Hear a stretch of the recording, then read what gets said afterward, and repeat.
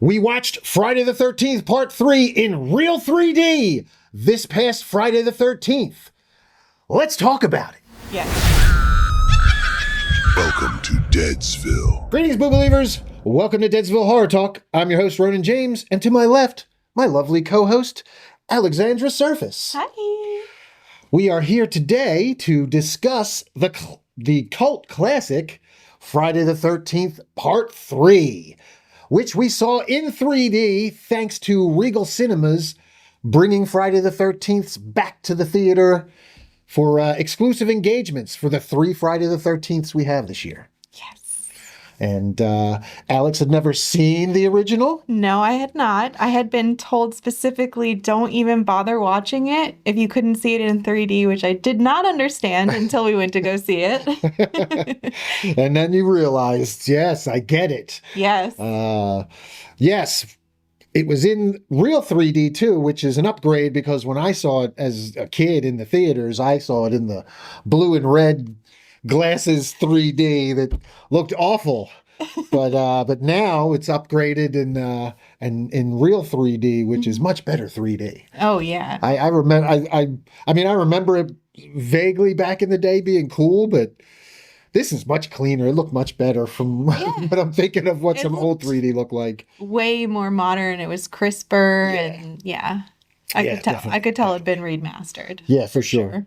And really cool of Regal Cinemas to do that. Again, Friday the 13th is like a holiday for horror fans, so very fitting. Oh, it was also only $7.99 a ticket. Yeah, which is crazy. For a real 3D movie? That's crazy. You can't see a 3D movie for $7.99, not on a Tuesday. No way. So, all right, we're going to talk about it. Alex is going to talk about her first impressions, and I'm going to discuss going back and revisiting this in a theater in 3D again after having seen it as a kid way, way back when dinosaurs roamed the earth. But yeah, we're going to get to it. Before we do that, though, a little bit about us. I am Ronin James. I've been a stuntman for over 20 years. You've seen me die or get blown up or shot or get my ass kicked and stuff like Guardians of the Galaxy Volume 2 and Escape Plan 2 and Gotham and The Tick, The Punisher, stuff like that. You've seen me before, even if you don't recognize now with the long hair and stuff and more tattoos. But yeah, I usually play a thug or villain and get offed pretty quick. So if you blink, you miss me.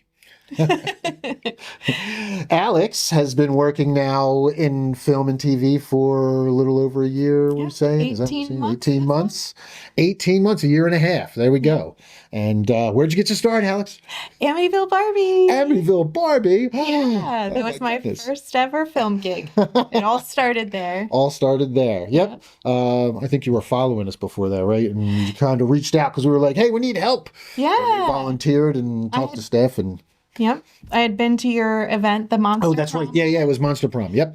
And I had actually followed looking for the pictures and then found out about Barbie as a result of all that. Yep. See, social media marketing works, people. It does. And now we have a new co-host, Yes. a new co-content creator, and productionist, whatever, partner. I don't know how we production partner. That sounds about right. Yeah.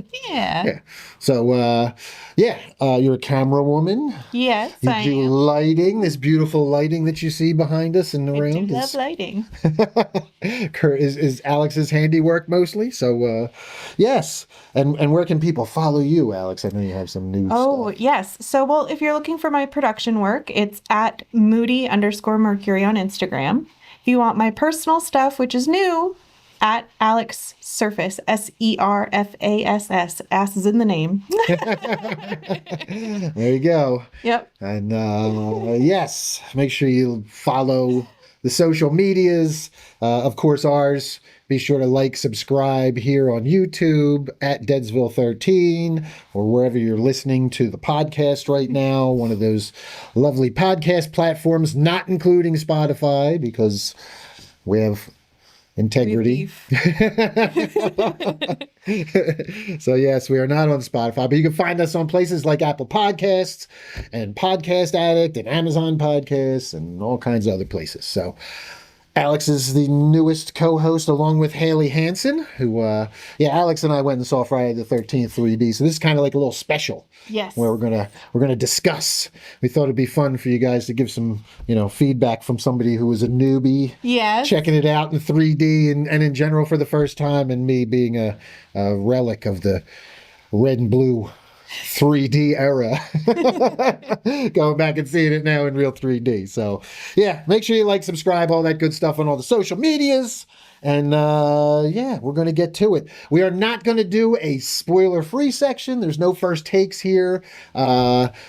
There's no snacking on this one. This is a special episode. We figure everybody's seen this movie, with the exception of Alex. 1982. If you haven't seen it, that's on you. Right. There's, this is a spoiler-filled talk. So if somehow you have not seen Friday the 13th Part 3, 3D or not, you might want to jump out, because we're getting right to the spoilers here. We're going to dig deeper right away and dig Jason up for this one. So, pass me a shovel, Alex. Let's dig deeper. Woo! Digging deeper. All right, I'm going to read a synopsis real quick. We'll go over the director and the writers real fast, and then we're going to get into those spoiler talks. So, Jason Voorhees stalks a group of friends who have just arrived to spend the weekend at a cabin near Crystal Lake. And, yep, that's the classic 80s setup there for a slasher, camp slasher. Yep. Doesn't get any better than that. I think last we saw Jason, well, I mean, if anything, this was the big one where he gets his mask. That's what, a lot of people know this one, and that's why this one is a big fan favorite, even though it's not always the most critically acclaimed. Right.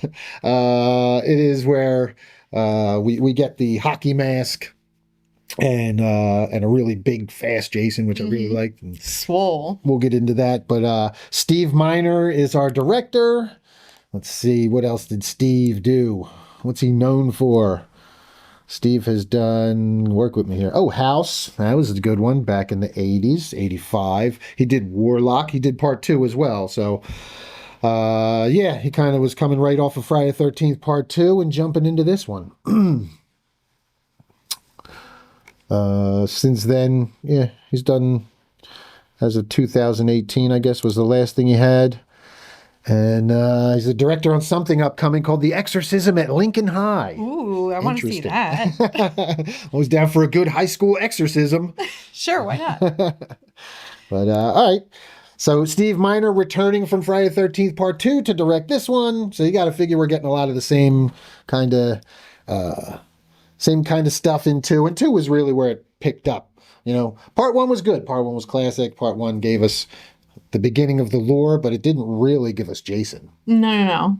The ultimate lore, but... Right. It gave us the ultimate origin story for camp slashers. Most legendary. From then till infinity to come. So, we had, let's see, Martin Kittrosser, Carol Watson, and Victor Miller writing. And Victor Miller, I know, is one of the original writers, so I'm not positive if he actually was on board. I suspect he was still in Part 3. Stars Dana Kimmel, Tracy Savage, Richard Brooker. No big names there that we're going to remember too much. But, for a slasher, everybody did their 80s best with the acting. They sure did. Yes. There was some cheesy dialogue and some bad acting. Some bad tropes. Oh, God, the tropes were, yes. But you got to remember, these were, back then, I mean, they weren't necessarily tropes yet. Oh, that's true. This is with the creation of the trope. This is where, the origin of the trope comes from, a lot of it, at least. So, let's see. All right. What else do we got to get here? Well, that's it. Spare. So now we just, this is normally where we would do our score and all that kind of. Oh, we could do Rotten Tomatoes. Oh. You want to read the Rotten Tomatoes scores for us? Sure. Bring them up here. Oh, man. Oh, no. The tomato meter gives it a 17%. Ouch. Ouch. Brutal for a fan favorite. Oh, man. But the popcorn meter is 42%. Yeah, it's not a whole lot better. I expected a little more from the popcorn meter. What's going on, Friday the 13th fans? Maybe they didn't see it in 3D. Quite possibly. Quite possibly. It doesn't make sense if you don't see it in 3D. Yeah. The popcorn meter, disappointing. Yeah. I'm quite disappointed in that. 50,000 ratings, too. I Man, know, man. Friday the 13th fans, step up. Step up. go rate it. Yeah, let's see what we got. Critics' consensus. Jason may solidify his iconic wardrobe in this entry, but Friday the 13th Part 3 lacks any other distinguishing features, relying on a tired formula of stab and repeat. I mean, I'm not going to totally disagree, but the main... Yeah, these guys didn't see it in 3D because that's the main draw here. When this movie was made, that was like the 3D boom of the 80s. Like, everybody was like, 3D, let's do it 3D. And a lot of movies tried to do 3D. I mean, they did 3D, but they didn't do anything really special. They didn't, like, push the boundaries with the 3D or anything like that. Kind of break that fourth wall a little bit. Yeah. I mean, this one was like... That was one of the best parts of the movie. Was like they literally went out of their way to totally exploit the 3D gimmick every single chance they could. Hey, wouldn't it be cool if they pointed this pen at the everything? There's stuff thrown at the goddamn lens. They pointed right at the... If somebody picked something up pointed, you know damn well it was about to swing into the lens and right into your eye. Mm-hmm. So they did a lot of classic things. Thumbs up for that. I mean, it really put the 3D to work. Yeah, they did. So, all right, let's get to our plot here, and we'll give it a rundown real quick. Let's see. This is an interesting little... Did you know the original storyline was supposed to focus on a post-traumatic Ginny Field from the prior installment? However, this concept was abandoned when actress Amy Steele declined to reprise her role. Interesting. Yeah, didn't know that. So instead, they jumped to this totally new cast. I wonder if she regrets that today. I know, right? Well, all right, so here's our plot. And this kind of picks up right after. So shortly after being sliced with a machete by Ginny Field, a badly injured and unmasked Jason Voorhees goes to a lakefront store for a change of clothes. While there, he murders the store owner, Harold, and his wife, Edna. Meanwhile, Let's start there. They tend to move quick through these. Good opening kill, but it just picks right up after 2 leaves, ends up. He's just like, we kind of get... You think he's dead at the end of 2, but of course, this is Friday the 13th, and we would learn Jason doesn't die. Mm-hmm. Just will not die. So here we go, right at it. Yep. And he kills the old couple, takes that was funny, she's like yelling out, and he's out there by the, we kind of get hints of Jason. And this was funny because it's by the laundry. She has the laundry hanging. It's so classic. Well, yeah, it was totally like poking at Michael Myers. It was totally doing a Halloween, like, here we go. Here's Michael Myers. We're going to put Jason in between some sheets too. Ha ha! Here we go. Only the sheets are going to come at your face. Yeah, right? Yeah. We're going to take it further and blow the sheets right in your eye. Yep. So, which they did, yes. The sheets were in there. Yeah. God, yeah, the 3D was so much fun. But yeah, I forget what the kills were. How did they kill... I forget how these 2 died in the beginning. I forgot that even happened, because once we got to the camp, I was like, Yeah, the camp is where the bulk of everything takes place, and he just goes off. But, all right, let's see. Chris Higgins and her friends travel to Higgins Haven, her old home on Crystal Lake, for a summer trip. The gang includes pregnant Debbie, her boyfriend Andy, prankster Shelley, his blind date Vera, who does not reciprocate his feelings, and stoners Chuck and Chili. Pregnant Debbie? Yeah, I forgot it. What? I forgot Debbie was a little pregnant there too, I guess. I guess they talk about it later, maybe? I don't know. I don't remember that. Okay. But Chuck and Chili in the back of the van. I mean, the one dude looks just like Chuck. Everybody's super young looking except Chuck, who looks like he's 40. Right. I mean, they're not really super young. This is always adults, 20-somethings playing teens. Yeah. But Chuck especially looked like an old hippie. Yeah. So, and they're doing bong hits in the back. And they're like, and there was the moment where they're smoking, but they're like holding their bags in their hands. Like, it's such a, and they hand it to you in the 3D. Yes, the jointed 3D, that's great. But yeah, they're stoners because they're not only smoking weed, but also both holding giant plastic baggies filled with weed. Right, so let's not be mistaken. Right. So it totally reinforces the character. Yeah. Stereotype there. That's character development in a Friday the 13th movie. Oh, yeah. So that just tells you they're going to die. and they would get absolutely torn apart for the stoner stereotypes that they put in there today. Oh, They couldn't do the same thing again. Yeah, no, probably not. Not in the woke crowd. No, definitely not. All right, so after running into a man named Abel who warns them to turn back, the gang meets Chris's boyfriend Rick at their destination. And Rick struck me as like an old creepy dude. Like, Yeah, Rick was another dude who was like 40. right, and he plays the pressuring boyfriend Yeah, the trope. super pressuring boyfriend. I'm like, wow. He gets so his Don't give ego. a shit about consent much? No. Don't give a shit about her feelings at all, bro? What the fuck? Nope. Oh, man, the 80s were wild. There you were. Yeah, this dude looks like he's 40 something, and she looks like she's barely 21. If even, yeah. So, like, I mean, I get it. You know, I'm not one to talk about age discrepancies in relationships, but hey, it was really weird because it just. Because I think because of the way that he played it. Oh yeah, he totally played it like this, but it never, like, it's so obvious that there's a huge age gap in both the appearance and their mannerisms and everything, but it never gets explained or explored or anything like that. No. So it just feels weird. You're just like, why are these two like? And it's all other kids too. Right. Yeah. And it seems like these two have nothing in common. He like wants something, and she's just like, I'm trying to chill with my friends and stuff, like. She's like, I'm traumatized. Yeah. Like, He does not care. Nope. So. Not in alignment.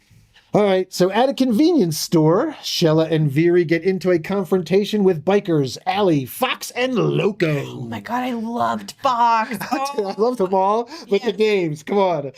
I mean, Fox is a traditional gang member name. Mm-hmm. The Warriors, that's straight out of, there was Fox was the scout in the Warriors, but, Loco, you don't get more on the nose than Loco. Nope. I wonder which one he was. Oh, I wonder if he was the crazy one. Oh, I don't know. Maybe. Yeah. Because there's got to be a crazy one. Of course. He's Loco. Just doesn't make any sense. And they mess with Shelly and those guys. Oh, right. And Shelly gets in the car and knocks down their motorcycles, of course, because he doesn't know how to drive. Yep. While the car gets their front window broken with a chain, Shelly returns to knock down the bike again. Yeah, he spins circles back and runs the bike over. For what reason? I know, because he wants to be a badass to impress the Vera girl, who is not impressed with him so far. Right. He kind of wins a couple points from her for that. Oh, he does. He does. But at the same time, are we trying to murder people? And, it's weird. Yeah, weird exposition. But that was, you gotta mess with the 80s punks and bikers, the stereotypical. They're just so stereotypical. I just love whenever you have the movies, you get these, the Return of the Living Dead punks. Yes. Or the stereotypical 80s bikers that just, exactly what's going to go down as soon as they show up. And they look ridiculous. Like they do. Definitely. Like nobody ever wore that for real. That is such poser wear. Oh yeah, a costume designer that has no idea. Right. The Loco had on a skull T-shirt, and the patch on his back was also a skull. Like real bad. Yeah. Just slap some skulls on them. They're bikers and punks. Good. Let's do it. Those leather pants on Foxy with the two coontails. That was pretty. Oh yeah. Well, her costume was pretty cute. Yeah. I'm a fan of raccoon tails, so Yes. All right, so later the bikers show up at Higgins Haven, where they siphon gas out of the van and attempt to burn the barn down Oh right. to get even. Jeez. As some bad dudes. You don't mess with these bikers, they bad dudes. Mm-hmm. So, let's see. I'm trying to remember. Okay, so now I think we're going to get some more kills here. Yeah. Jason, who has been hiding inside the barn, there we go, yes, murders Fox and Loco, each with a pitchfork, before beating Ali unconscious. That night, Chris and Rick head out into the woods, where Chris reveals that she was attacked by a deformed man 2 years prior, which prompted her to leave Crystal Lake in the first place. The main reason that she returned was to confront her fears. Her overall memory of the incident is unclear. So, I don't know, they're just kind of retconning that she was part of the group, I guess, I guess she was attacked years ago. Oh, like before the events of prequel? right before Okay. part 2, because part 2 just happened like a night ago or 2 nights ago in this timeline. So What? she was attacked a couple of years ago. There was some attackings going on even before the movie started. Apparently, Jason's been coming around and attacking for a while. Okay. It's good to know. I didn't pick that up. Extra but, more. We got the pitchfork in the eye and stuff. That was The pretty pitchfork dope. coming right at you. Of course, had to have that 3D. Mm-hmm. So that was fun. And so we get those 2 killed, and he like beats Ali, but we don't see him actually kill him. I think he later throws him through a car windshield or something. Something like that. Throws He him. like shows back up later, and we're like, "What? Does it?" Yeah, it was weird. He disappears, but he comes back later.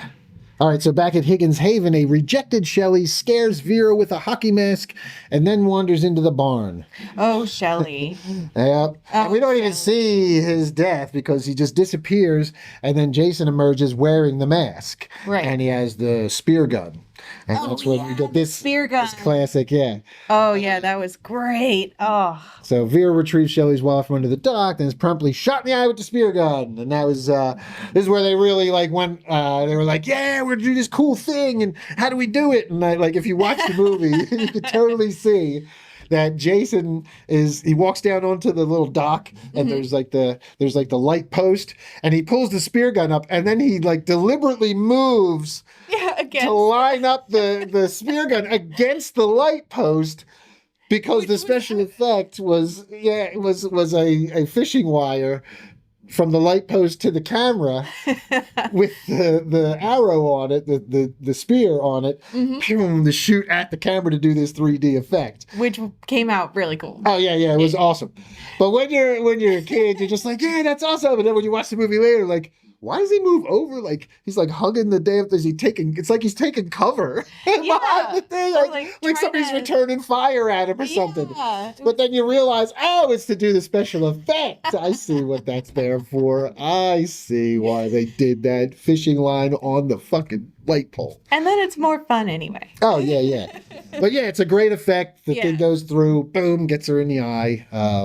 Another classic self-aware Oh yeah. Friday the 13th thing. Absolutely. All right, so now we have Jason walking around in his official hockey mask. Until this, he's had the bag on his head still, right? Yes. With the eyes. So, all right. We have. So was it Debbie and Andy? Debbie's in the shower, and Andy's like, "Oh, get me a beer." And he's like walking around on his hands. He's been walking on his hands all movie. So you're just like, setting this up. It's just setting it up for the whole movie because he's like showing off, walking around everywhere on his hands. So we get Jason enters the house and slices a handstanding Andy with a machete. And so it was like the upside down view. He's like, huh? And that's where we get the classic. Boom, the chop down into the camera, slices the body in half, and that was a great effect because it's like a standing dummy. It splits and just slumps onto the ground. And, it was so good. Blood everywhere. And it's a dummy, but it looked good. It did look really it good. looked really good. Somebody really chopped the shit out of that dummy with a real machete and let it just fall, and it worked well. Yes. I wonder if it inspired the Terrifier moment. I know, right? The hang upside down, sawing in half. We're like, fuck that, we're going to go to the next level, even more mean and nasty with it, and just saw this naked woman in half. Yeah. See, Jason was killing dudes with it. He was like, yeah. Mm-hmm. Oh, chop your little nuts in half. Love machete in the nuts. Ouch. So Debbie finishes her shower and rests on the hammock, where Jason thrusts a knife through her chest from beneath. And this was a good one too, man. Oh, yeah. Just the hand over the forehead, and we just see her surprise, and then it's a fake chest, but you see the knife push through. Yeah. Peels the skin and blood. Classic. Good kill. Yeah. Good kill. In the hammock. Yeah, the hammock was fun. I hate hammocks, but yes, I don't know how they had sex in that hammock. That's insane. And she said it was the best one yet. Yeah, right? Yeah, they had sex in the hammock. Right after having sex, they get killed, of course. But Of course. but yes, she's like, I mean, I've laid in a hammock. I've never tried to have sex in one, but I could barely lay in it without falling out of the damn thing. So I don't know how the hell you have sex in a hammock. That's insane. Very carefully, I and guess. how it's right? Yeah, you got to be very well balanced. But how it's the best sex ever too. Like, Okay. I don't know, man. That's some skill. If you really pulled that off, props to you, bro. Man, all right. So, so then we get the power goes out in the house, and Chuck goes downstairs to the basement, only to be hurled into the fuse box and electrocuted. Oh, that was a good one. Yeah, it was okay. That was like the least exciting one though, because we're getting like knife through chest, slicing bodies in half, and then it's just like, throw them into the wall. I was like, okay, Yeah. I guess we gotta kill somebody off, kind of boring, and it was the like Chong dude. So all right, we see the stoner get cooked. Yeah, he does. I guess there is it a do you think it was like a commentary on his brain is fried? Oh, it could be. You know, because that's that was the whole thing back then. They used to have the commercials. This is your brain with the egg, and this is your brain on drugs, and it was like a fried egg. So Heavy on the weed propaganda. He's fried. Chuck's fried, man. Yep, it could be. Okay, it makes a lot more sense now. I respect the kill a little more. Yeah. Yeah. It was Okay. surprising. I was like, oh. Yeah. I totally respect that way more now. Yeah. It makes way more sense, because at first I was like, that's kind of boring, but now thinking about it, if that's what they had in mind, that's clever. If that's not what they had in mind, then shame on you, Friday the 13th. But You've done better. If the writers were like, ooh, he's a stoner, let's fry him. Yeah. I get it. All right, so Chili finds Shelly bleeding to death from a slashed throat. But this was good too, because she believes it's a joke at first. Because he's been doing this the whole time. He had the fake axe to the head at the beginning. Yep. He kept popping out on people and getting them, and that's why everybody couldn't stand him. They were tired of Shelly's shit. Just be normal. Be yourself. God dang. But you could totally see him, like, if that was like shot today, Shelly would be one of those like influencer prankster assholes. Oh yeah. He'd be like that totally annoying internet what do you call it, influencer who's like pulling pranks on people, you know, like like the guy like what are those, like a Mr. Beast or somebody trying to like, not Mr. Beast necessarily, but like one of those dudes that to make that now, because that sounds like fun. I know, right? That's what. Yeah. They're gonna do like the prank. They announced a new movie recently, so Did they really? There's a new movie in the works. Victor Miller, I think, was the one who announced. No, it was the other writer, the other creator. I forget. Sean Cunningham. The other creator, Sean Cunningham, had announced that they have finally gotten, like, thanks to some of these big mergers in Hollywood, they're working out the rights so that they can finally make a Friday the 13th movie again. So I guarantee you, if it's set, he actually said this is like a throwback to the old school. So it might be set back then too. Yes. But at some point, we've got to get like a new modern Friday the 13th again and get like Jason killing influencers. Yes, that would be hilarious. That was one of my favorite scenes in that Texas Chainsaw Massacre remake. Did you see the remake? I have only seen the original, so that might be something to watch. Yeah. So there's the remake, and there's like a whole scene with a bunch of influencers on a party bus. Yes. and Leatherface jumps into the party bus with his chainsaw, and there's no way out for them. And they're like turning their phones on, like, we're gonna cancel you, bro. He gets every single one. Oh God, yes, and it's glorious. It's beautiful. So much fun. All right, so yes, Chili finds Shelly bleeding to death, etc., etc. She believes it's a joke, and then Jason impales her with a fire poker. Ooh, yep. That was a good one. Lots of steam. Yes. Cooked her. Yes. From the inside out. Was she the other? She wasn't the other stoner. Yeah, because it was a hot fire poker. Yes. And she was like, was it in her eye or was it in her chest? I think it was in her chest. Was it in her chest? Okay. I think. All right, so Rick steps outside to search the when Rick's car breaks down, Chris and Rick are forced to walk back to the house, only to find it in disarray. Rick steps outside to search the grounds. Jason grabs him and crushes his skull with his bare hands, making one of his eyes pop out of its socket. Which was fantastic because it pops right out. Bam! Right to you, right into your face. In the camera. One of the best all-time kills in a Friday the 13th, because he's mushing the head for a minute. Yeah. And you can totally see from like the change from when it's actual head to like the fake head. I don't even care, because it's awesome. Yeah. And it sets up the whole eyeball. Boink! It fits the whole Friday the 13th universe, and it was so cool. And this was like... Yeah, the 3D, this is what you go to see 3D for. Yeah. This is exactly why you go see a 3D movie, because you want to see an eyeball shoot out of a head right into your face. That's exactly why. Yes. And they nailed it. So I know, I don't get look, man, you don't go to Friday the 13th for character development and plot. Right, exactly. You go for the kills, and this movie was like top-notch kills, taking advantage of this of the 3D stuff. And even the kills that I didn't like originally, like Chili getting thrown into the wall. Now I get it, man. If that's a stoner kill or a fucking fried stoner reference, I love it, man. I love it even more. So, yeah. All right, the eye popping out, outstanding. Wow, chef's kiss. Beautiful, yes. I'm like, hang on, is this a Fulci? Wait a minute.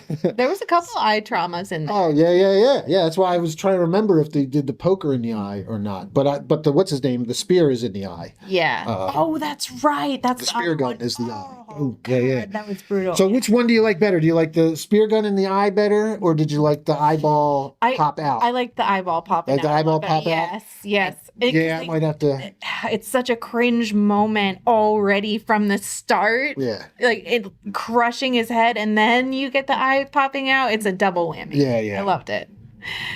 Yeah, I guess I gotta go with the eye popping out. As much as I do love the shot. The shot. Yeah. With the it's a really creative shot too.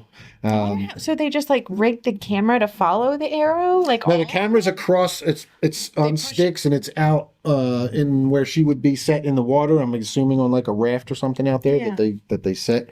And it's a fishing line tied to the probably something right in front of the camera. Yeah. And and there's probably plexiglass in front of the camera too, obviously, to protect your lens. But and there's fishing line on the dock light pole. So, and there's, I wonder if they did like an actual propulsion system, or if they just had it on like, if the arrow was on another fishing line that they just yanked really hard. Yeah. Like I'm kind of curious how they did that, but you could definitely see that it shoots, especially in the old ones. I almost feel like I could see the fishing line because they didn't have the way to erase it back in the day. Yeah, and it's remastered now. So they were able to go in and digitally take it out perfectly. But I feel like you could see the line back in the day too. I remember kind of. I do kind of feel like it's a mistake to remaster some of these, like the Scream 2 that we watched. Oh, yeah. And then it's remastered so you could see the fake door, so I knew that knife was coming through. Yeah, exactly. That makes everything... Well, this at least still had the film grain quality to it. Yes, like it still had a very gritty, grainy, old school 80s quality to the quote unquote film itself, even though it's a digital remaster. So they retained that. They didn't like upscale it or anything. The way that they did to the Scream 2, yeah. Right. But they made the 3D a hell of a lot better. That's for sure. They did. So, all right, so where are we at now? Crushes the skull, eye pops out. Jason then attacks Chris, who narrowly escapes the house and tries to flee in her van. With the van running out of gas, Chris tries to use the van's reserve tank. However, she runs out of time and the wheel falls through the bridge, prompting Chris to enter the barn to hide, only for Jason to attack again. Inside the barn, Chris strikes Jason over the head with a shovel and hangs him. He regains consciousness and temporarily removes his mask to free himself from the noose, allowing Chris to recognize him as the same man who attacked her 2 years prior. Dun, dun, dun. Crazy. So yeah, this motherfucker's been running around the woods attacking bitches since before the first movie, apparently, because, that's... Okay. Man. Sure. I guess that's why we're getting the Crystal Lake TV series. I guess they're going to put that lore in there. Oh. I guess that maybe could be why we're going to get a movie. Maybe it could go back even further than the original movies. Oh, man. But yeah, Pamela's still alive in the TV show, and also, like, they're going back to before that. I saw a picture and it looks like a woman's hand holding a bloody knife in the woods, so I'm assuming that Pamela's killing everybody. Yeah. She was Are they already teaming up? I don't know. but We'll she was already psycho before the first movie. She's already been killing people, so apparently at least, or so it would seem. We'll see. I guess. Well, all right, so let's see. Yeah, she hits him over the head with the shovel. He pulls the mask off. That was good. He's like, the makeup was really good. Oh, yeah. We got a really good look at like zombie Jason face. A couple of times, like pretty much for the rest of the movie. And that surprised me, having only seen the first two, that we got to see so much of his face. Yeah. Yeah, I think, this was the first time we really got a good look besides like when he's a kid. Mm-hmm. So, all right. So Jason regains consciousness. The temporary mask, got that. But an awoken Ali tries to attack Jason. Yeah, but hello, he's back, I guess. Well, Jason knocked him out and just left him there while he killed the other two and just left him in the barn to wake up later so he could attack Jason. Okay. Jason quickly finishes him off. I don't remember how. Does he rip his arm off or something? Yeah, I thought he chopped his arm off. Okay, yeah. There was blood everywhere, which was cool. Yeah, and then the distraction allows Chris to strike Jason in the head with an axe. Right. He staggers momentarily towards her before collapsing. Boom. That's where the axe is in the head, and we get in the next movie, there'll be the big chunk, the big slice in his mask. And, in part 4, that's where she puts the continuity. Yeah. So yes, he staggers. You get that moment where he's down, and then all of a sudden, bang, we get our last, and then he drops again. So exhausted, Chris pushes a canoe out into the lake and falls asleep. All right, back to 1. Okay. Yeah, so it's like, okay, we're doing this. Sure.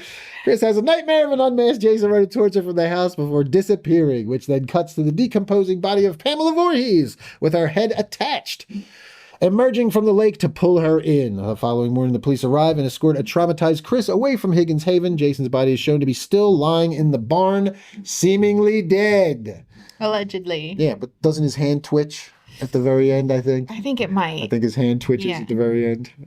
And there it is. Yep, there it is. Throwback to 1, decomposing body, little gotcha moment. It's mom this time instead of the kid. Yeah. All right. Yeah, hearkening back to the original. Yep. Sure. We'll call back. Why not? But Pamela's been decomposed and all, so that's a fun little raw moment. I probably couldn't get the actress. They were like, just get some stunt woman and put the decomposed face of the actress on it. She'd come up out of the water. Rah. Yep. So, yeah. All right. So that was it. The kills. I loved them. This was classic. Again, this was like, there's so much good use of the 3D and all. Yeah. Mm-hmm. And that classic 80s skin. Oh, yeah. Yeah, that was great. Like ripping through and all that. Yeah. So many good kills. Great use of the 3D. Yeah, let's give our thoughts. So this was your first time. Go ahead. Yeah, it was my first what's your time. thoughts for your first time? So yeah, I understand now why don't even bother seeing the third one if you can't see it in 3D, because it's heavy on the 3D stuff. I loved that. I mean, there was a yo-yo in your face. There was popcorn. Right. The yo-yo was great. The popcorn was fun. The popcorn was hilarious. But this one was a lot of fun. And it was a good ride. Lots of great kills. Lots of classic special effects. They had fantastic head. The fake heads that they made were really good. They were, yes. Yeah, the special effects. I'm gonna go check who our special effects artist was on it. It wasn't Savini. I thought it was. I forget which one. He left. I thought. Makeup department. Special effects. Stan Winston, uncredited. Carl Fullerton, uncredited. Douglas White. Frank Carasosa. Yeah. So, but good job. Mm-hmm. Michael Mills, the prosthetic makeup artist. Yeah, outstanding job with the special effects in this one. And this was like the 80s. Like they kind of set the bar when Friday the 13th, the original one, came out. A lot of kills we had seen up until this point were done in the dark, like in Halloween, and you don't see a lot of blood. You just see like the violence kind of happening in silhouetted, light, muted, so you don't get as much of the So it was more gore. implied before. Right. You got more implied stuff. And Friday the 13th, that's why they had such a problem with like the getting an R rating and the MPAA and all that kind of stuff back in the day. Because it was new. Cut a lot of stuff, because a lot of these kills really pushed the boundaries. So by the third one, I think there was a little more, they were a little more relaxed because they'd already been through 2 of them. So yeah, and they'd been successful. I'm sure that first one through was tough. Yep. So, but once you see the money being made, that always kind of greases wheels to make things happen. Oh yeah. So, So what's your final score? What do you think? My final score, I would say, this was kind of a perfect classic Friday the 13th. The 3D was really fun. I can't see any reason not to give it a 10 out of 10. You are the nicest critic ever. Well, wait till we get to some of the other ones. Oh, yeah? There's some movies I don't like. Okay, good. All right. I think when it comes to Friday the 13th, what you're looking for is a fun ride. And we got that here and then some. Yeah, absolutely. I agree. This one, I always felt like this was one of my favorites. And now going back and watching it again now, so many years later, in good 3D, it's just kind of reinforced it. This one's one of my favorites. I'm going to go with like an 8. Because like the enjoyment factor and the 3D was so well done.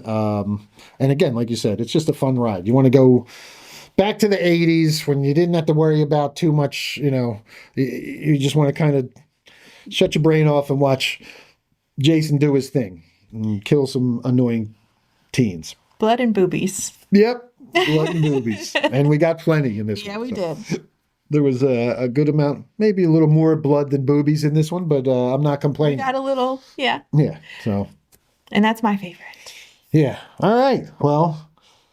That's going to do it. We both enjoyed Friday the 13th, Part 3 in 3D. Mm-hmm. Regal Cinemas has one more Friday the 13th this year. I forget which one. There's one more. I forget. You want to jump on the phone and check real quick. They have one more that they're going to do. I thought I had it up on. Yeah, I have the story up here. Oh, it's a while from now. Yeah. November 13th. Okay, and I think they're doing. Trying to see, because they did the final chapter on the same night that they did the Part 3. They did Part 3 and 4 together. Oh, together. Okay. Yeah, on the same night, and then they're doing. Well, why wouldn't he even go to? I think 5 or 6, maybe. I wish they would have put Jason X back in the theater. Oh yeah, I didn't see that one, but that one's another one of your favorites. Oh yeah, we'll have to do another one of these cult classic reviews for Jason X for sure. Yeah. So, all right, Boo Believers, let us know what you thought. Did you go back and check out Friday the 13th Part 3 in 3D this year as Regal brought it back? How did you like it in real 3D as opposed to that red and blue stuff we used to get back in the 80s, if so? And let us know your thoughts on the movie in general, and check out Regal's schedule for the next Friday the 13th, and you can see what's playing in one of these retro shows there for only $7.99. And they have lots of other great stuff throughout the year too. So yeah, absolutely. That's where we wind up catching a lot of horror movies that aren't necessarily major releases. Mm-hmm. It's like a Regal or an AMC with like one showing on a Saturday at 10, 10 at night or something. Not sneak in, but go in and there's like 5 other people. Yeah. Yep. So, all right. Yeah. Let us know what movie, cult classic that maybe Alex hasn't seen that I have, that we'll kind of do this whole, retrospective, somebody seeing it for the first time and me going back and reviewing it after so many years. We did another one that same night that we'll have to do another little review for. We watched Reanimator. Oh my God. You guys are going to think I am the nicest critic because I loved this one too. I promise. Yes, the Jeffrey Combs original Reanimator. We will do another review for that. You'll be able to check it out very soon after this one's released. So make sure you like, subscribe, follow, ding the bell on YouTube so you get notifications whenever we upload new content. Follow us on all the podcast platforms aside from Spotify. And be sure to check out Amityville Barbie trailer and keep up with our content on all of our social medias. Oh, yeah. Until next time, Boo Believers, stay spooky. Bye.